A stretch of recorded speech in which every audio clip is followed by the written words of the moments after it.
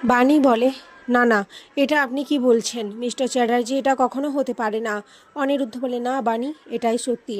এরপর অনিরুদ্ধ কিভাবে নয়নতারা তাকে বাণীকে ছোটোবেলায় চুরি করেছিল সেই সমস্ত ঘটনা বাণীকে বলে।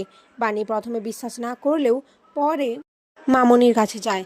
সেখানে গিয়ে মামনিকে জিজ্ঞাসা করে, আমাকে সত্যি করে বলো, আমার বাবা নয়, আমাকে কি তোমরা কুড়িয়ে পেয়েছো? কিন্তু মামনি কিছুতেই বলতে চায় না বাণীকে। সে মনে করতে থাকে সে ধনপতিকে কথা দিয়েছিল, সে কখনোই বাণীকে জানতে দেবে না যে বাণীকে তারা কুড়িয়ে পেয়েছে। এদিকে বাণী খুবই জোরাজুরি করে। অনিরুদ্ধ বাণীকে শান্ত হওয়ার কথা বলে, কিন্তু বাণী নিজেকে শান্ত করতে পারে না।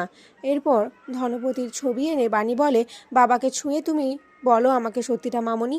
আজ যদি তুমি আমাকে সত্যিটা না বলো তাহলে আমি অনেক কিছু হারিয়ে ফেলবো। এরপর মামনি কাঁদতে কাঁদতে সমস্ত ঘটনা বাণীকে বলে। বাণীকে তারা সত্যি কুড়িয়ে পেয়েছিল।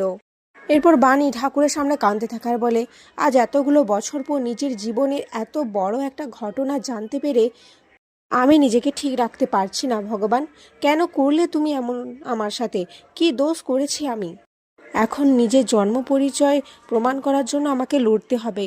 কেন ভগবান, কেন সব সময় আমার সাথে এরকমটা ঘটে? অনিরুদ্ধ বলে, বাণী, তুমি একদম চিন্তা করো না, আমি তোমার পাশে রয়েছি। আর আমার বিশ্বাস একদিন সকলেই জানতে পারবে। সেই দিনটা আর খুব বেশি দেরি নেই। এই জন্যই তো আমি মৌলির সাথে ওই এগ্রিমেন্টটা করেছি। ওই বাড়িতে থেকে আমি তোমাকে তোমার সমস্ত কিছু ফিরিয়ে দেব। তুমি ওই বাড়ির রাজকন্যা, আর এখন প্রিন্সেসও ওই বাড়ির উত্তরাধিকারী। বাণী বলে, আমাকে একবার ওই বাড়ি নিয়ে যাবেন মিস্টার চ্যাটার্জি? আমি দেখা করতে চাই একবার, প্লিজ। তখন অনিরুদ্ধ বলে, ঠিক আছে চলো, তবে আমার একটা কথা রয়েছে, আমি তোমাকে এই বেশে নয়, রাজরানীর বেশে নিয়ে যেতে চাই। এদিকে মৌলি অনিরুদ্ধকে কল্পনা করতে থাকে এবং তাকে কাছে টেনে নেয়। তখনই দেখে সেটা অনিরুদ্ধ নয়, নয়নতারা। নয়নতারাকে দেখে মৌলি বলে, এ কি, তুমি এখানে কি করছো? যাও যাও, তুমি ড্রয়িং রুমে যাও। আমি তো ভাবলাম অনিরুদ্ধ চলে এসছে। আর হ্যাঁ শোনো, অনিরুদ্ধ যখন চলে আসবে আমার কাছে পাঠিয়ে দেবে। নয়নতারা ড্রয়িং রুমে এসে দেখে বাণী দাঁড়িয়ে রয়েছে। বাণীকে দেখে বলে, এ কি ডাকাত রানী বাণী, তুমি এত রাতে? ও নিশ্চয়ই ডাকাতি করতে এসেছো, তাই না? বুঝতে পেরেছি তোমাদের যা চালচলন। বাণী বলে, ডাকাতি কে কি করেছে সেটা আমি জানি না, তবে অতীত আপনার সামনে এসেছে। যেটা শুনে নয়নতারা খুবই ভয় পেয়ে যায়। এরপর বাণীকে ভালোভাবে দেখে বলে, কি তুমি এত সাজগুজ করে এসছো? তোমাকে তো এই সাজ মানায় না ডাকাত রানী। অনিরুদ্ধ বলে, কেন মানায় না? যার যে সাজ সে তো সে সাজেই সেজে এসেছে। এরই মধ্যে মৌলি, ঈশানী, পিনাকি, দাদু ভাই সকলেই চলে আসে। ঈশানী বলে, এত রাতে বাণী, তুমি এখানে কি করছো? দাদু ভাই বলে, দেখো আমি কিন্তু আমার বাড়িতে আর কোনো ঝামেলা চাই না, তোমরা প্লিজ এখান থেকে চলে যাও। বাণী ঘরে প্রবেশ করে বলে, দাদু ভাই, আপনারা অনেক কিছুই জানেন না, আর সেই সত্য জানানোর জন্যই আমি আজ এখানে এসেছি। এই যে মৌলি দিদিমণি, এ আপনার আসল নাতনি নয়।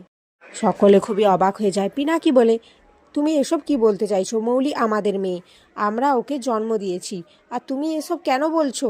দেখো, এখন আমাদের একদম ঝামেলা করতে ইচ্ছে করছে না, তুমি প্লিজ এখান থেকে চলে যাও। বাণী বলে, না, আমি আজ সবাইকে সত্যিটা জানিয়েই যাব। আপনাদের আসল নাতনি মৌলি নয়, আমি আপনার আসল নাতনি। এদিকে এটা শুনে সকলে খুবই অবাক হয়ে যায়। নয়নতারা ভয় পেতে থাকে, ভাবতে থাকে এত বছরের লুকোনো সত্যি সকলের সামনে কি চলে আসবে তাহলে? না না, কিছু একটা করতে হবে। অনিরুদ্ধ বলে, হ্যাঁ মেসমশাই, বাণী একদম ঠিক কথাই বলছে। মাসিমণি, তোমার আর মেসমশাইয়ের সন্তান, একমাত্র সন্তান হচ্ছে বাণী, বাণী রায় চ্যাটার্জি, এই মৌলি নয়।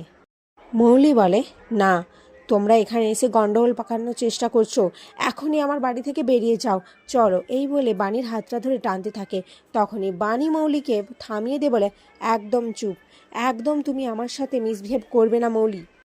আজ আমি সবাইকে সমস্ত সত্যিটা জানিয়ে দেব, সবাইকে সমস্ত সত্যিটা জানিয়ে দেব। এই মিথ্যে মিথ্যে খেলা আমি এবার বন্ধ করব। এখানেই আজকের পর্ব শেষ হয়ে যায়। তো বন্ধুরা, তোমাদের কি মনে হয় পিনাকি আর ঈশানী এত বড় সত্যিটা জানার পরে বাণীকে কি তাদের মেয়ে হিসেবে মেনে নেবে? কমেন্টে জানাও।